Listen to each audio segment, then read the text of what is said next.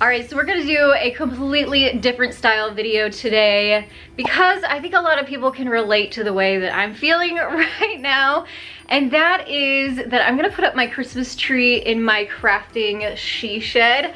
I love it. I did this last year. It looked gorgeous. So I'm excited to do it, but honestly right now I'm feeling extremely overwhelmed. So I thought I would kind of break it down for you guys so you can see how I put up my Christmas tree and hopefully simplify it and motivate you to put up your Christmas tree, hopefully soon, if not soon, before Christmas sometime, and show you simple steps that you can take to decorate your tree so that you can transform a space that obviously is pretty crazy for me right now into a Christmas-fied wonderland. So the very first thing I want to do is clean and declutter the space.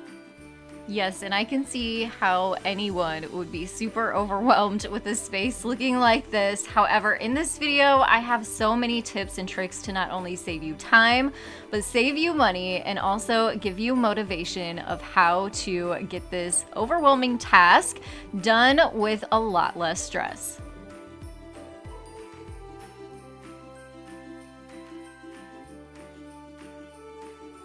Now, as far as motivation goes, there's a couple tips that I do personally that hopefully help some of you too, and maybe you guys already do this, but hopefully if you don't, this will give you some motivation to set the tone and ambience to get you in that Christmas spirit. So the first thing I always do is I head over to YouTube and I type in Christmas music. I pull up this one that I picked up on here is a 2-hour special of Christmas music and also a pretty background. And then another thing that I just found out and enjoyed the other day while I was crafting is you can watch old Macy's Day Parades.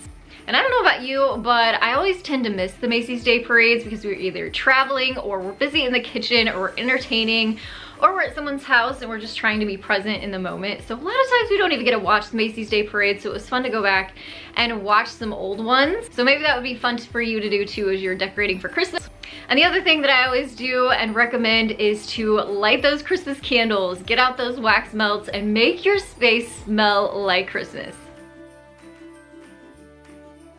And now I'm ready to get to cleaning and decorating. So I probably should have cleaned everything before I brought all of my Christmas decorations into the room. However, it actually gave me motivation to get it all cleaned and create this blank space. Wiped everything down before I could go through those bins. So it got me moving pretty quick. And then here's another tip is to color code your bins for each room. So all of my white bins come out into this space. I know that these boxes are gonna be for here. I don't have to go through each one and dig through it. I already know by the color. Then I also like to make piles. So anything for the mantle, I put on the fireplace. I have a box just for Christmas tree decoration, so that got set aside until I got to the Christmas tree. And then of course I have those 2 large built-in shelves on each side of the fireplace. So I made piles as to the items that I kind of wanted to work with and maybe incorporate onto those shelves. I also like to fluff any of my artificial trees so they're ready to go once it's time to decorate. All right, and here's a little tip. I'm gonna put the greenery on the fireplace. I do have permanent nails hammered into my fireplace or my mantle just because I hang garland on it pretty much every season and holiday, and when I don't, you really can't see them anyway. But here's a good tip is to have some floral wire handy.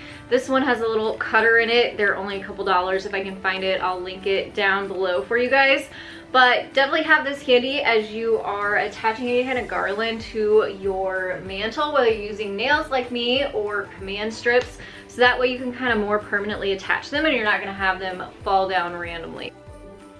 I'm sure I'm gonna get asked a lot of questions about some of these accessories, so I'll link as many as I can down in the description box below. But I will say that the only 2 things that I bought brand new for this display this year were the brass reindeer on each side of the fireplace. So everything else is either vintage, antique from previous years, or handmade, but I will do my best to link as much as I can down below. This garland is from Hobby Lobby, and I did find it and see it again this year. But how I attach it is I put a command hook right in the center of my mantle, and then I add some of that floral wire twisted onto the ends of the garland and kind of create a hook and a loop so I can attach it onto those nails that are at the end.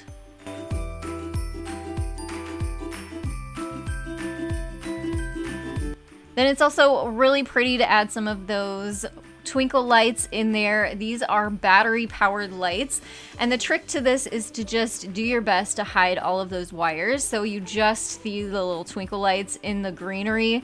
It gives it a more magical kind of glow and look. And the way that I do this is I do 2 sets and I put the battery packs right in the middle, and actually with the buttons on the outside there, so I can easily just flip the switch on and off from day to day. So I always have to do the mantle and these bookcases before I can put the tree up, because obviously the tree kind of sits in front of it, so it's hard to get to. I also always use a tree basket for the bottom, and this one's only in 1 piece, it's not in 2 pieces. So I have to put that down first before I can put my Christmas tree up. And then what I do is actually put the bottom part on and then plug it in, so that way I can check lights as I am building the tree. So if you have a pre-lit tree like this one, now's a good time to start switching out light bulbs if you need to. You can also fluff these in sections. It makes it a little bit easier to reach to those inside branches. It's also important to take into consideration the shape that your tree is intended to have. So check out the box that your tree comes in and see how you need to fluff those branches. So this guy has heavy flocking on the branches, so it is not supposed to stick straight out. These are supposed to kind of hang low, just like if heavy snow was actually on these branches. So just take that into consideration as you are fluffing your tree and its intended shape. All right, and here's another great tip. Use what you have. Instead of having to go out and shop for brand new stuff, it gets expensive. It's also time consuming when you're looking for something specific. And as you can see, I am loving the brass theme. I used the candlesticks from our wedding. I found some brass reindeer at Target, and I have a little antique brass belle who looks like a cute little lady. I'm hoping I can find one more antique brass piece, but I need to go thrift store shopping and I haven't had time, which brings me to my next point. Use what you already have. So these sets of bells I actually had in a different part of my she shed last Christmas, and I was really hoping to incorporate some brass on this Christmas tree too, to kind of pull the whole look together, but I haven't had time to go shopping. So I have these already. I'm literally just gonna cut the strings, tie a knot in them, and make them into ornaments for the Christmas tree.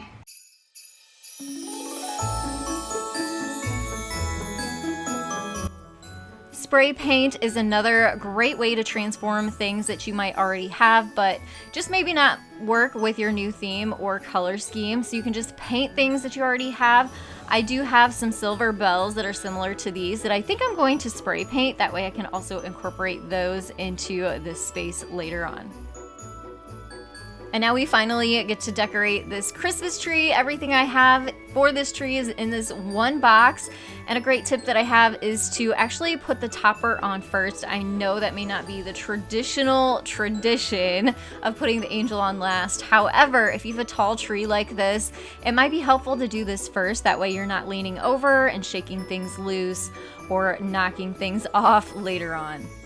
Then again, I also lay everything out so I see what I have, kind of decide what I want to use.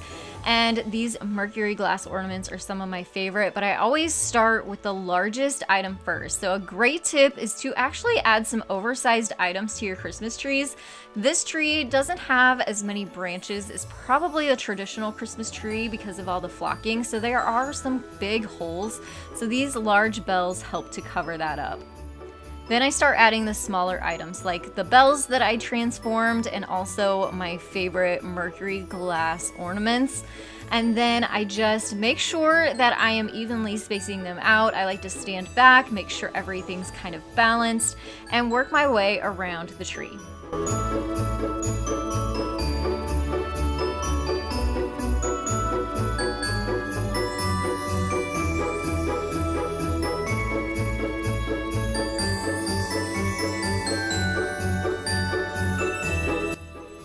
I've had these flocked snowflakes ornaments for years now, and I also use those to kind of help plug up some of the holes.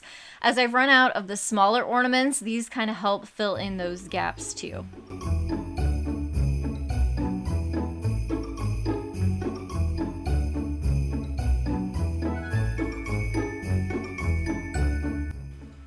These snowflake ornaments are so special to me. They are hand crocheted by my great grandmother. And what I like to do is just kind of lay them on the branches, kind of like little snowflakes that have fallen from the sky. I just love this added touch of not just history, but also family on our tree.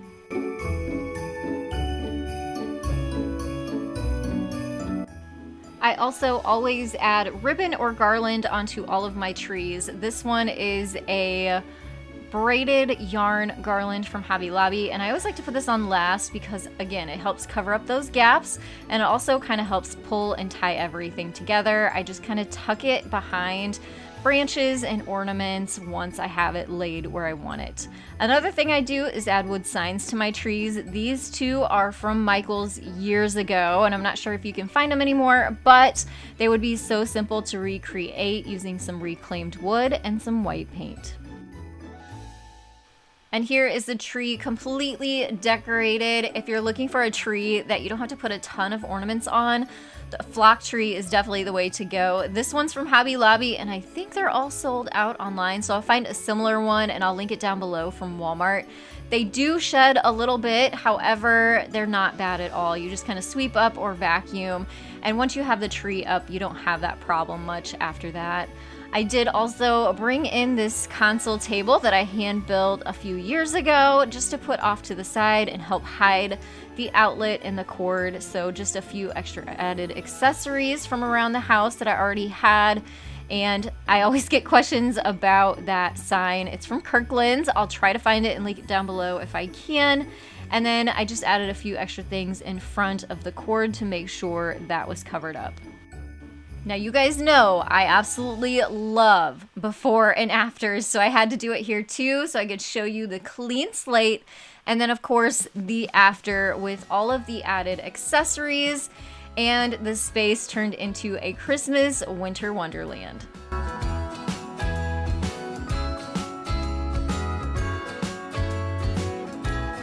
Jingle bells ringing in my ear, jingle bell, a sound that's oh so dear. Frosty the snowman is all around town. Watch out for reindeers are falling down. We stay up waiting for Santa tonight. He climbs down the chimney at the speed of light, while we're dancing around the Christmas tree, hugging and kissing just you and me. Carolers are singing outside our door, lovely songs we all heard before, as they walk from house to house to wish us all a Merry Christmas Day. Oh, a Merry Christmas Day. Oh, we're chasing snowflakes as they're falling down, and follow Rudolph all across the town. Later we meet under the mistletoe, while Santa's busy saying ho ho ho. We're feeling jolly, eating Christmas cake, and then we go skating on the frozen lake, saying hi to every friendly face, and later we warm up by the fireplace. Carolers are singing outside our door, lovely songs we all heard before, as they walk from house to house to wish us all a Merry Christmas Day. I hope you all have enjoyed decorating for Christmas with me, and I hope you have found some new tips and tricks to help you decorate or get motivated to decorate. I would love to know what your Christmas theme is this year. You can leave those down in the comments below for me. I'll have more Christmas videos popping up on your screen to inspire you this year. And I would also love for you to subscribe if you are new. Thanks so much for joining me today, and I will see you in the next one. Happy holidays.